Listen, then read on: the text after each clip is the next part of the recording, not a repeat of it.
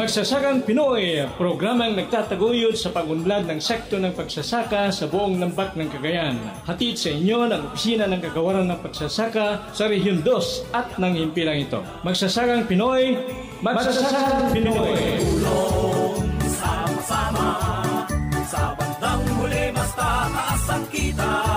Gaganda ang ating pamayanan, tiyak na ulad ang ating bayan. May isa nga naimbag nga bigat manen nga kapsat, iti dayto yung agsapa, aldaw iti Miyerkules, petsa 18, iti bulan, iti Hulyo, iti dayto yung pailayang tawen, iti 2012.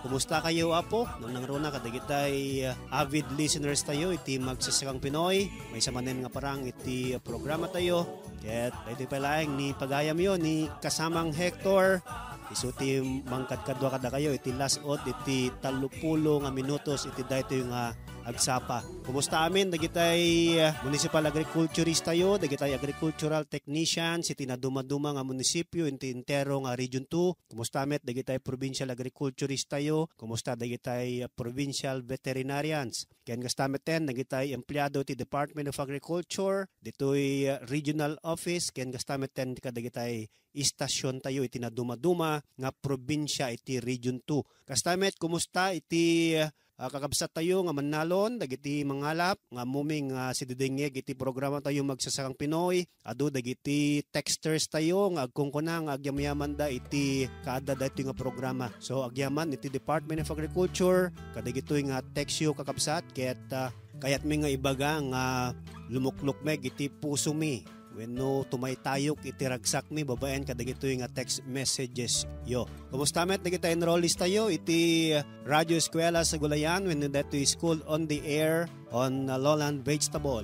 Kayat mi nga i-announce kada kayo kakabsat nga into no next week umay nga lawas palubos na po Dios iti petsa July 23 to 24 ket daytoyen iti duwa nga maudi nga session iti panag-eskwela tayo. So nga into no July 25 aldaw to iti Miyerkules isaganaan nyo kakabsat iti final examination. So nga kadagitay enrollees tayo agsagsagana kayo ta maadan kayo to iti final exam into no ulitin mi aldaw iti Miyerkules petsa 25 iti daytoy nga bulan iti Hulyo. Kahit mimet nga ipakamo nga into no Agosto 8, ket ison iti mass graduation tayo kakabsat. Ket daytoy ket mapasamak to sa jay probinsya iti Nueva Vizcaya, particular iti Cagayan Valley Hilly-Land Research Outreach Station tayo nga masarakan dita barangay Tapaya, Bagabag, Nueva Vizcaya. Dijay iti pakasamakan iti graduation ceremonies kakabsat ta itaon tayo iti ibibisita ni Honorable Secretary Proceso J. Alcala iti Department of Agriculture. Iti dajeng aldaw ket tamaadan tayo tumet iti Grand Field Day iti nasaong istasyon ket makita tayo dagiti na dumaduma nga teknolohiya ken adupay nga proyekto iti Department of Agriculture may panggep iti organic agriculture. So sapay ta dagiti municipal agriculturist tayo, dagiti municipal mayors ket pakaasiming at tulungan tayo dagiti enrollees tayo tapno iti dajing aldaw makapagkakadwa tayo kakabsat iti mass graduation. Ulitin mi August 8 sa jay Hillros Station iti Department of Agriculture, Barangay Tapaya, Bagabag, Nueva Vizcaya, mass graduation iti School on the Air on Lowland Vegetable wenno dati kung kunatayo nga Radyo Eskwela sa Gulayan. Dijay ket maawardan to dagiti top 10 nga estudyante tayo ken maadan tayo tumet kakabsat dagiti premyo ken daduma pay nga maited nga items iti Department of Agriculture kadagiti enrollees tayo. So come one come all ken nakikita tayo to kakabsat.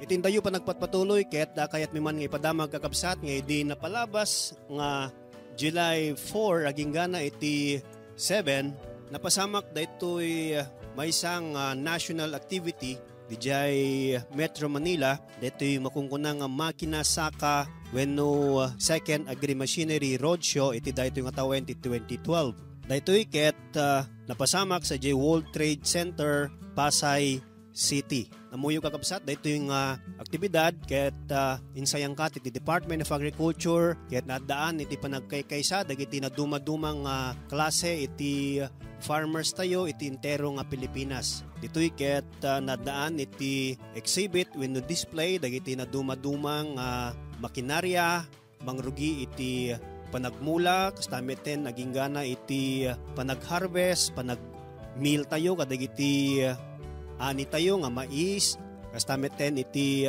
pagpagay. So dito yung nakita tayo kakabsat dagiti naduma-duma nga klase dagiti makinarya nga pwede nga makatulong iti panagtalon dagiti kakabsat tayo nga manalon.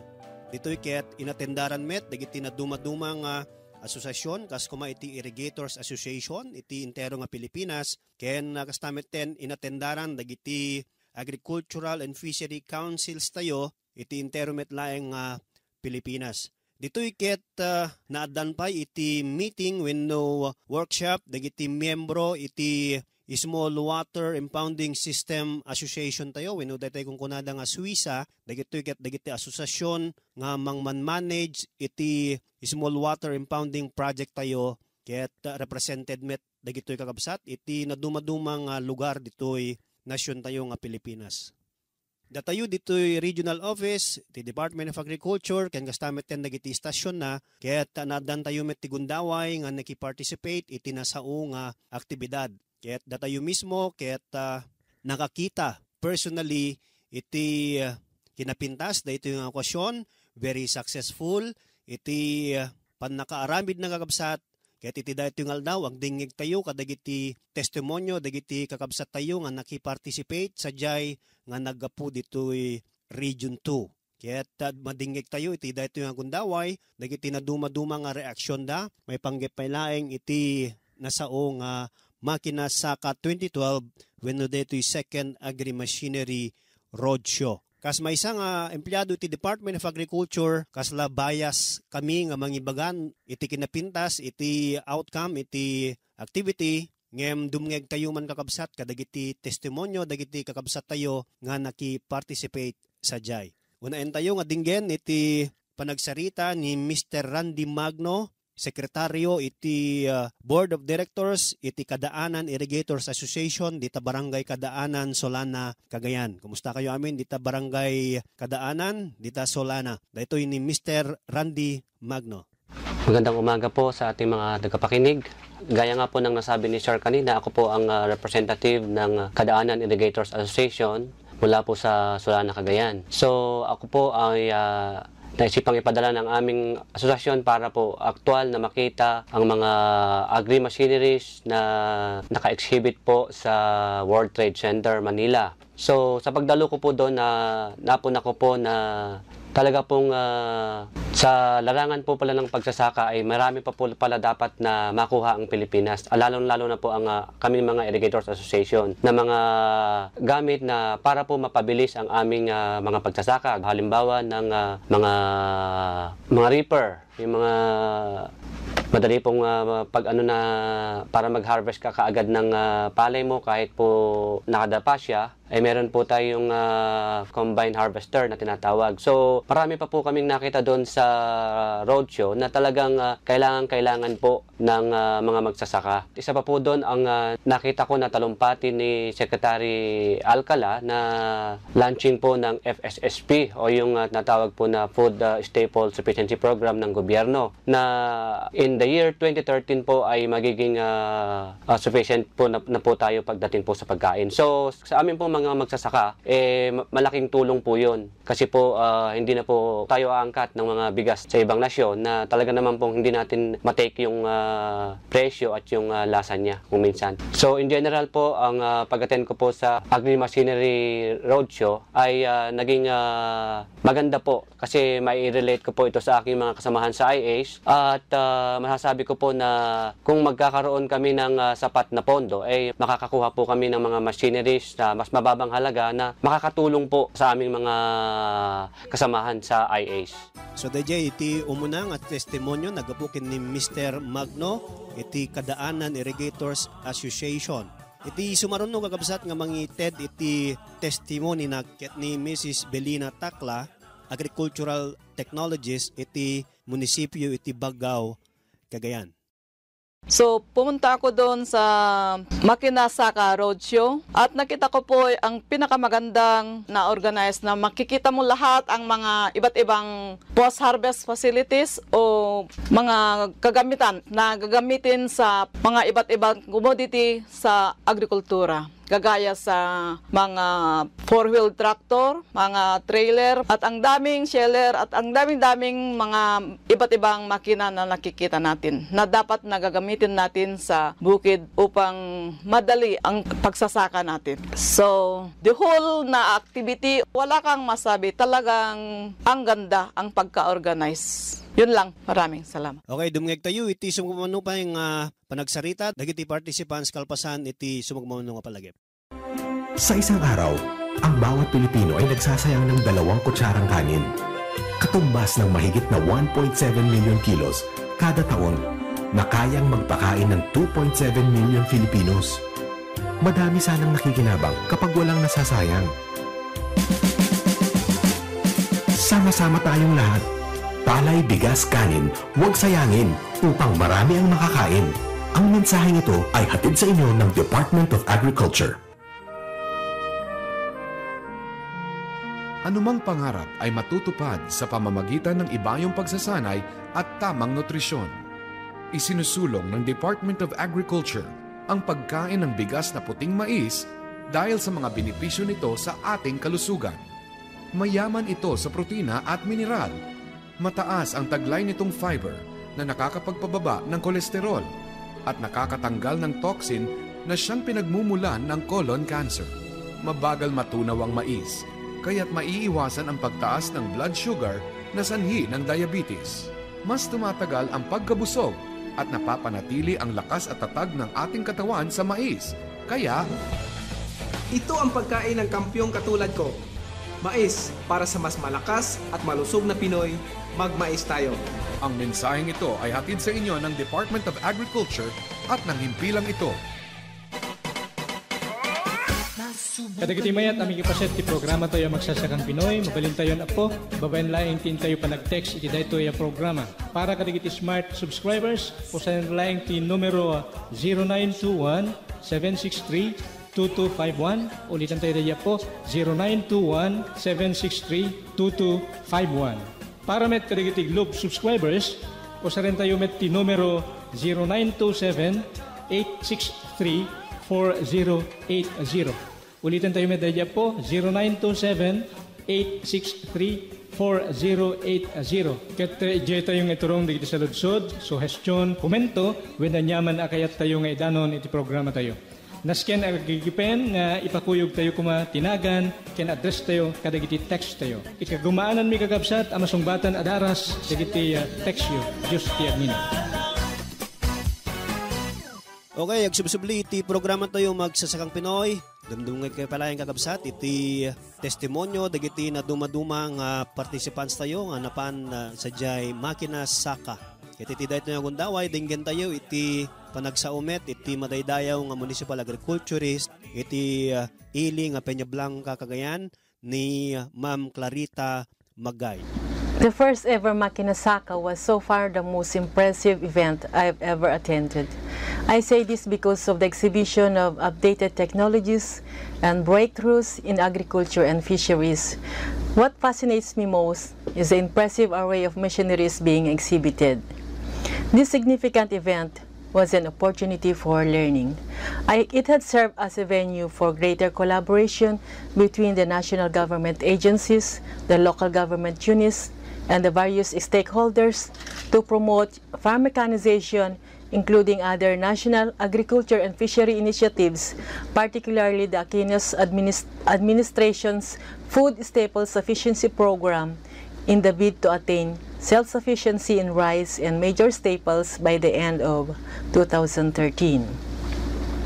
President Aquino's presence in this Makinasaka was a concrete manifestation of his sincere commitment to his boss, the Filipino people. He really means business in uplifting the living conditions of his fellow men. But our president cannot do that alone. Having said that, I would like to encourage everyone to work together in participation, in partnership, in the spirit of cooperation, to address poverty, especially in the rural areas. With this, I would like to commend the organizers of this Makina Saka, most especially the Department of Agriculture. Okay, so dayjay ti testimony ni Ma'am Clarita Magay. Ket iti sumarunong adinggen tayo ket detoy maysang kabsat tayo nagapu iti Barangay Ubong Solana, maysang opisyal iti Ubong Multipurpose Cooperative awan sa bali no dingan ni Mr. Menardo Ladringan. Ni Mr. Ladringan kakabsat ket maysa kadagiti roommate ko dayjay hotel nga nagyanan mi ket maragsakan nga makangeg iti testimony na iti daytoy agsapa. Magandang umaga po sa lahat. Ako po si Menardo Ladringan, taga Ubong Solana, Cagayan, na kung saan ay nabigyan ng pagkakataon na makadalo sa Makina Saka sa Manila. Bagamat ako po ay nag-iisa na representante ng Solana, napaabot ko po naman sa aking mga membro ang lahat ng naganap sa araw ng aking pagdalo sa roadshow. Kaya po, wala po akong masasabi, ang lahat po ng kailangan ng isang magsasaka ay naroon na lahat. Sa isang pagsasakang makabago, bagong teknolohiya at maging sa lahat ng paraan ng pagsasaka, lahat ng kagamitan ng magsasaka ay andoon lahat. Mapakaganda po ng pagka-organize nila. Sa 3 araw po naming pagdalo doon, wala kaming naranasan na kung anumang sakuna o anumang hindi ka nais-nais na magaganap sa isang tao. Kaya po nagpapasalamat kami sa ating mahal na Pangulo at naisip niya ang mga bagay na ito. Sana po, hindi lang ito ang una. May mga kasunod pa po sana ng mga aktibidades na magaganap upang ang mga taong naghihirap sa bukid ay mabigyan ng isang magandang pagkakataon, maka-avail o makakuha ng isang makinarya sa tulong ng ating mahal na Pangulo. Kami po talaga sa Ubong, halos kung wala kaming makina, wala kaming tubig. Nakadipil lang po kami. Kaya dito po sa natuklasan ko na ito, malamang na kung papalarin kami at bibigyan kami ng pansin ng ating Pangulo, siguro po naman giginawa na ang magsasaka. Yun nga po sa sinabi kanina na yung mga accommodation, wala po akong masasabi kasi talagang namang kanais-nais. Yung pagka-organize nila talagang organisado, hindi organize lang, talagang organisado. Salamat din po sa sangay ng gobyerno, sa Department of Agriculture dito sa Region 2. Ginastusan po nila ako. Ako po ang pinaka-representante at kasama ko po sila at hindi naman nila ako pinabayaan. Dinala nila ako doon bilang isang representante ng samahan. Kaya po lubos kami nagpapasalamat at sana bigyan pa ng magandang pagkakataon ng ating presidente na magkaroon pa ng mga programa. Nandun din po yung aming direktor, si Mr. Albiar, direktor ng Region 2. At nagparapol pa nga po siya. Malas po kasi hindi ako nabunot.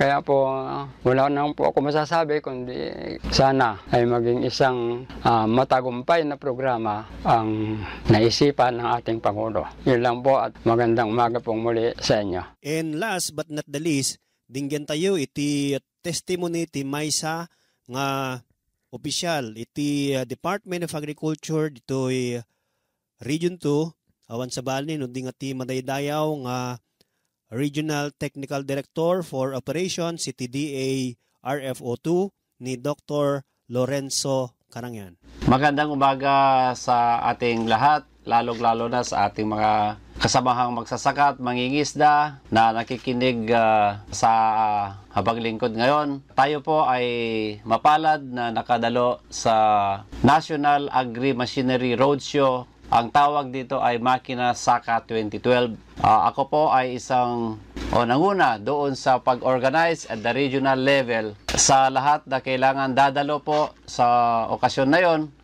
At ako po ay nagagalak na halos lahat yung naimbitahan po natin ay dumalo.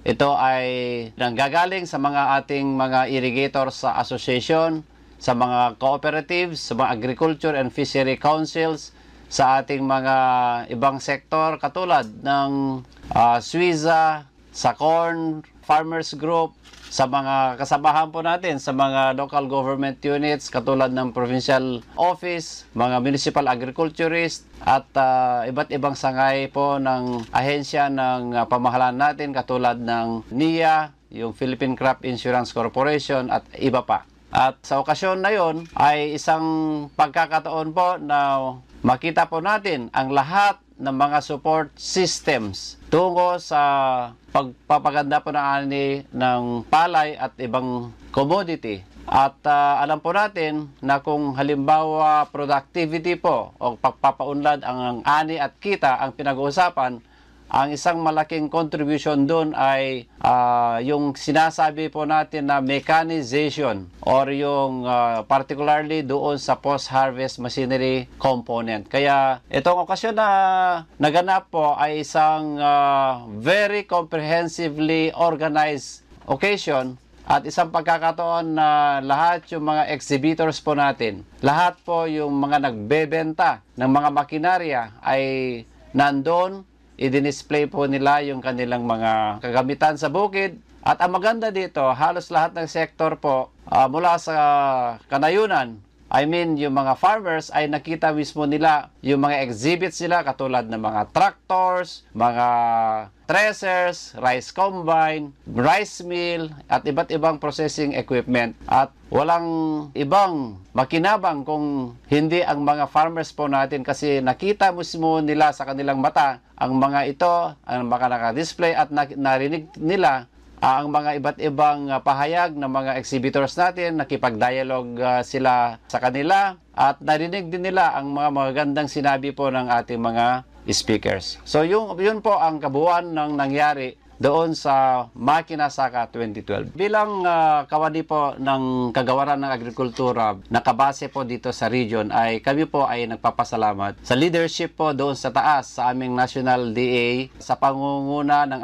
aming mahal na kalihim, walang iba kundi ang ating kalihim Prosi Alcala. And of course, through the stewardship of yung Assistant Secretary niya, walang iba kundi si Assistant Secretary De Lima, na sila po yung nagpagod sa pag-organize po bilang isang okasyon na national in scale or in scope. At bilang isang okasyon na napakaraming kailangan ihanda ay makita po natin ang kagandahan nito dahil lahat po yung mga participants galing sa iba't ibang regions. Lahat po ng klase ng technologies na kailangan malaman nila. Lahat po ng affiliations nila, whether IAs or co-ops or private entrepreneur, ay nagkita-kita at nagkaroon ng napakagandang karanasan sa pagpapaunlad sa bukirin. At ang pinaka-salient po nito ay yung pagdalo po ng ating mahal na presidente, walang iba kundi si President Benigno Simeon Aquino III. At sa kanyang mensahe po ay nagbigay siya ng ulat na by 2013 or next year ay ang Pilipinas po ay sapat na sa bigas. Ibig sabihin nun, hindi na po tayo aangkat. In fact, meron silang iniisip na ngayon, meron silang projection by next year ay mag-uumpisa na tayong mag-export ng bigas na yung premium quality, yung magagandang quality. At sa mga nakikinig na ang dati nakasanayan nila ay puro importation o pag-aangkat ng bigas mula sa ibang bansa, ay siguro parang hindi sila naniniwala. Pero sa pagkakataon ng Makina Saka 12, dahil nakita po natin ang lahat ng mga interventions, mga components, particularly sa irrigation at saka machinery support, ay walang rason kung bakit hindi po natin makamit ang sinasabi po natin na self-sufficiency by 2013. Kaya kami po ay nagagalak bilang implementers sa field dahil nakita po namin ang suporta na binibigay ng ating mahal na Pangulo, ang ating mahal na Department Secretary, at of course yung nakakataas sa atin, at ganun din sa pamumuno ng aming Regional Executive Director, Director Lucrecio Alviar, na buo po ang kanyang suporta sa kanyang pagpapasya na dapat ipadala po ang maraming participants galing sa Region 2 doon sa World Trade Center sa Manila. At sa okasyon na yon, napasaya po natin at binigyan natin ng suporta ang mga participants na taga-region to dahil nagpa-raffle po kami. Namigay kami ng 4 na palay shed na ang presyo po or valor ng isa nito ay 200 each. Namigay po kami sa mga associations ng 3 flatbed dryer ng halaga po ng bawat isa ay 800,000 pesos. At namigay kami po ng 12 multipurpose dryer na ang halaga ay 100 or mahigit to 100,000 po ang bawat isa. Kaya sa bilang pagsuporta ng ating mga magsasaka sa lambak ng Cagayan, ay hinimok namin sila na mismo sila ang makakadalo, makakarinig, at maranasan nila yung sinasabi nilang napakagandang occasion doon sa Makina Saka. At gusto kong idagdag din ang sinabi ng ating mahal na Secretary, Proce Alcala, na isang bagay po na pwede makakatulong sa atin in the attainment of self-sufficiency ay yung sinasabi po natin, paano natin i-manage yung consumption po natin. Ibig sabihin nun, dahil post-harvest po ang pinag-uusapan, ay almost 15% sa ating dapat anihin ay nawawala because of post-harvest losses. Kung i-compute po natin ito in terms of palay volume, ito is about 800,000 metric tons. At ang ini-import po natin ay about 500,000 metric tons. Ibig sabihin nun, kung masave po natin through mechanization or through post-harvest intervention, kahit kalahati lang dun sa projected na losses natin ay hindi na tayo aangkat. Isa pa, meron yung sinasabi natin na management of our consumption by diversification. At merong mga alternative food staples po natin katulad ng ang sinasabi po natin na kamote, banana, other root crops na pwede natin kainin para sa ganun ay yung mga areas na medyo nagkukulang ng bigas mula sa palay ay maibsan po natin yung sinasabi natin pagkukulang. And lastly, since ang approach po natin dito is from farm to table, ibig sabihin nun hanggang sa hapagkainan ay kailan matuto tayo na mag-conserve o kaya iwasan po natin yung maraming nawawala. Base sa isang pag-aaral, ang isang tao, isang Pilipino ay mayroon siyang sobrang-sobra na sa kanyang plato ng 2 to 3 spoonfuls per day. Ibig sabihin nun, yun po ang nasasayang. Yung natitira sa kanyang plato, hindi niya nauubos. Ang 2 to 3 spoonfuls per day. Pag i-compute natin yon ng isang taon, ay yung kabuuan na masasave sana niya or natin, ay it's enough to feed 5 million Filipinos. So napakaganda po na ituro natin ito sa ating mga kababayan.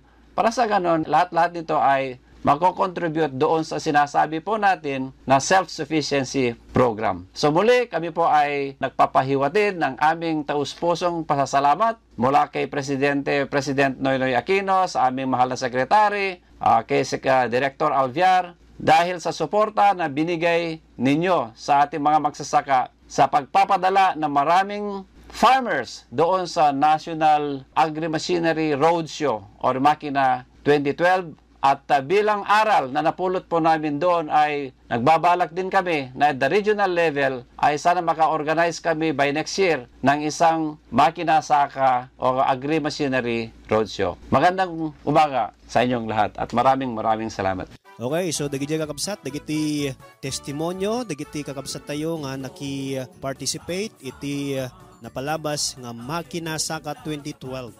Kahit kadagiti sumarsaruno nga parang iti programa tayo, may gantay tupay dagiti na dumadumang nga testimonies kakabsat. Okay, so ditanti nagpatinggan iti programa tayo, iti dayto yung agsapa, dayto palayang ni pagayam yon ni Ka Hector, itinagan ni Kasamang Rod, agpagpakada. Thank you and God bless. Magili naming taga-subaybay, ating natunghayan ang isa pang edisyon ng programang Magsasakang Pinoy na nagbigay alam ng sari-saring impormasyon tungo sa ikaunlad ng sektor ng pagsasaka sa buong lambak ng Cagayan. Inihatid sa inyo ng Opisina ng Kagawaran ng Pagsasaka sa Region 2 at ng himpilang ito. Magsasakang Pinoy, Magsasakang Pinoy! Ang ating pamayanan, tiyak na unlad ang ating bayan.